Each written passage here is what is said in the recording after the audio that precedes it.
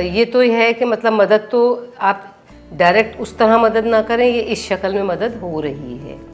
اچھا، دوسرے یہ کہ اگر کوئی شخص، یہ سوال بہت امپورٹنٹ ہے کہ قربانی کا جانور لے کر آئے اور وہ جانور بھاگ جائے یا وہ کھو جائے، نہ ملے، مر جائے، یا یہ کہ وہ زخمی ہو جائے، اس کو کوئی نقص ہو جائے اس میں، تو اس حالت میں قربانی کے کیا احکامات ہیں؟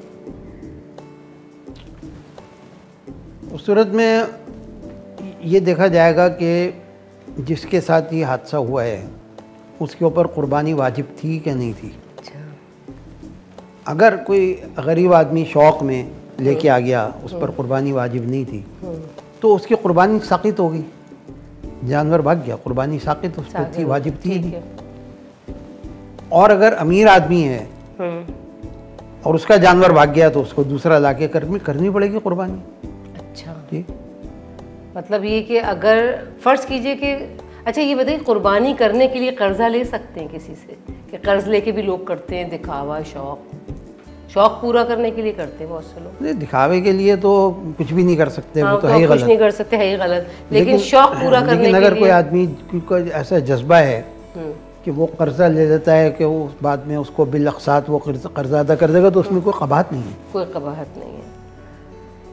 اچھا یہ بتائیں کہ یہ جو سوال ہے یہ بھی ایک امپورٹنٹ سوال ہے کہ کیا کسی بھی صورت میں قربانی کا گوشت بیچنے کا مطلب بیچا جا سکتا ہے کسی بھی شکل میں، کسی بھی طرح سے، کہ ہم قربانی کریں اور کوئی شخص قربانی کرے اور قربانی کا گوشت بیچے؟ قربانی کا گوشت بیچنے کے لیے نہیں ہوتا، یہ تقسیم کرنے کے لیے ہوتا ہے یا کھانے کے لیے ہوتا ہے، تو اس کے بیچنے کا تو تصور ہے نہیں ہے۔ اور اگر کوئی ایسی حرکت کرتا ہے تو پھر اس رقم کو استعمال نہیں کر سکتا۔ اچھا جی، اچھا، وہ رقم آپ اپنے استعمال میں نہیں لا سکتے۔ یہ بتائیں کہ کیا عورت قربانی کے جانور پہ چھری پھیر سکتی ہے؟ ہاں، پھیر سکتی ہے، بالکل، اگر اس میں ہمت ہے تو، کیونکہ بھائی عورتیں تو ذرا گھبراتی، میں تو خود دیکھتی نہیں ہوں، مجھے گھبراہٹ نہیں، اگر کوئی پھیرنے جائے تو کوئی ممانعت نہیں ہے، پھیر سکتی ہے عورت۔ یہ بھی ایک سوال تھا۔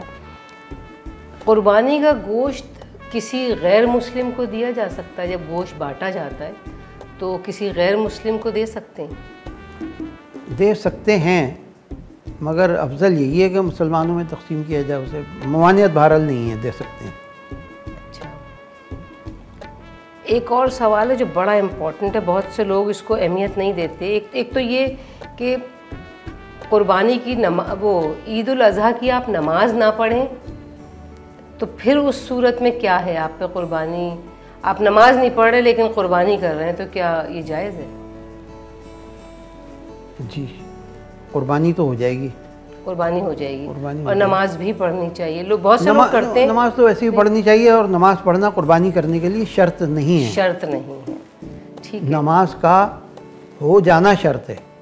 اچھا ٹھیک ہے، 10 تاریخ کو جب عید کی نماز ہو جائے اس کے بعد، اس سے پہلے قربانی ہمارے احناف میں، حنفی فقہ کے اندر منع ہے۔ اچھا، روزہ رکھ سکتے ہیں عید والے دن؟ نہیں، روزہ نہیں، عید الاضحیٰ والے دن، کیونکہ بہت سے لوگ یہ کرتے ہیں کہ وہ رات سے کچھ نہیں کھاتے اور پھر صبح وہ انتظار کرتے ہیں کہ کلیجی پکے گی تو کلیجی سے روزہ افطاریں گے۔ ہاں، تو وہ ایک آدمی اگر اس خیال سے کچھ نہیں کھا رہا ہے کہ میں جانور کا گوشت آئے گا تو وہ اسی کو کھاؤں گا، وہ تو ٹھیک ہے، وہ کر سکتا، لیکن یہ کہنا کہ روزہ ہے یہ تو ایک احمقانہ بات ہے، روزہ نہیں ہو سکتا۔ اچھا عزیز صاحب، میرا اگلا سوال یہ ہے کہ قربانی کا جو گوشت ہوتا ہے وہ 3 حصے کیے جاتے ہیں، ایک عزیز و اقارب کے لیے، ایک اپنے لیے، ایک مستحقین کے لیے، تو کیا یہ پاسبل ہے، یہ جائز ہے کہ کسی گھر میں بہت زیادہ افراد ہوں تو وہ سارا گوشت اپنے ہی لیے رکھ لے اور خود کھائے، خود استعمال کرے؟ جی ہاں، یہ بالکل اختیاری بات ہے، اور مستحب ایک طریقہ ہے 3 حصے کر کے، چاہیں تو سارا تقسیم کر دیں، چاہیں تو سارا خود رکھ لیں، صرف یہ کہ نیت جو ہے وہ قربانی کی ہونی چاہیے، خالص اللہ کے لیے بس۔ اچھا ٹھیک ہے، خالص اللہ کے لیے قربانی کی نیت، کیونکہ جو جانور جن میں 7 حصے ہوتے ہیں وہ تو تول کے بانٹنے کا حکم ہے نا، کہ ہاں اس کا بھی آپ مجھے بتائیں کہ جو جانور جن کے حصے 7 حصے ہوتے ہیں ان میں تو ان کو گوشت کو بانٹنے کے لیے اندازے سے بانٹنا جائز ہے یا نہیں ہے، یا اس کو تول کے ہی بانٹنا چاہیے؟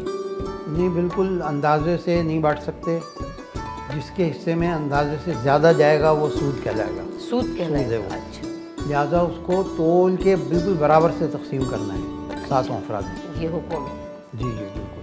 اچھا، دوسری چیز یہ کہ دیکھیں 3 دن قربانی جائز ہے، جو عید الاضحیٰ کے قربانی کے دن ہوتے ہیں اس میں 3 دن ہوتے ہیں، 1 2 3۔ اب اس میں ٹائمنگز کا کیا ہے؟ کوئی ٹائمنگز کے پیرامیٹرز ہیں کہ صبح کب سے شروع ہو اور کب تک آپ قربانی کر سکتے ہیں پہلے دن، کب تک آپ قربانی کر سکتے ہیں دوسرے دن، اور کب تک تیسرے دن؟ دیکھیے فقہ حنفی کے اعتبار سے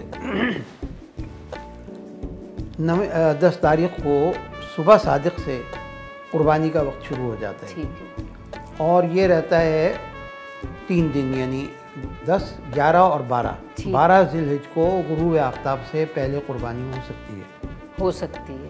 اور یہ جو قصبے اور دیہات ہیں جہاں پر نماز عید نہیں ہوتی، وہاں پر صبح صادق کے فوراً بعد بھی قربانی ہو سکتی ہے، شہر میں نماز ہو جانا شرط ہے۔ اچھا، شہر میں نماز، بالکل صحیح ہے۔ دوسری یہ کہ آپ تھوڑا سا مجھے ہمارے ناظرین کو عید الاضحیٰ کی جو نماز ہے اس کی تھوڑی سی ترکیب، کیونکہ عید الفطر کی الگ طرح کی ہوتی ہے، اس میں تکبیریں، اس کا مجھے نہیں پتا کہ اس کی نماز کے کیا چیزیں ضروری ہیں، کس طرح سے یہ نماز ادا کی جاتی ہے؟ نماز عید اور عید الفطر اور عید الاضحیٰ دونوں کا ایک ہی طریقہ ہے،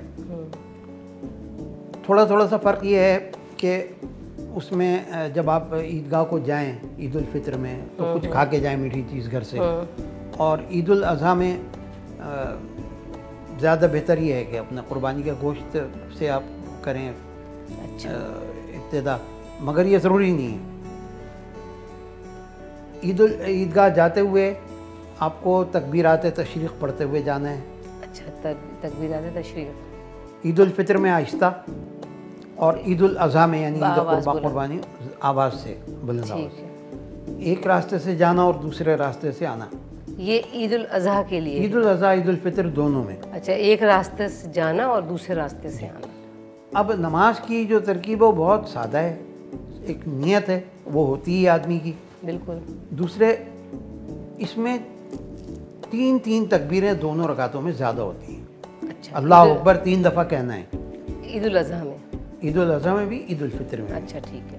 اور وہ چونکہ سال میں ایک دفعہ آتی ہے نماز تو لوگ بھول جاتے ہیں، اچھا، اس کا آسان طریقہ یاد رکھنے کا یہ ہے کہ بھائی 3 دفعہ کہنا ہے پہلی رکعت میں، 3 دفعہ دوسری رکعت میں۔ پہلی رکعت میں الحمد اور سورت سے پہلے، قرات سے پہلے، دوسری رکعت میں قرات کے بعد، ٹھیک، رکوع سے پہلے، بس۔ صحیح ہے، مطلب یہ اس کی ترکیب ہے۔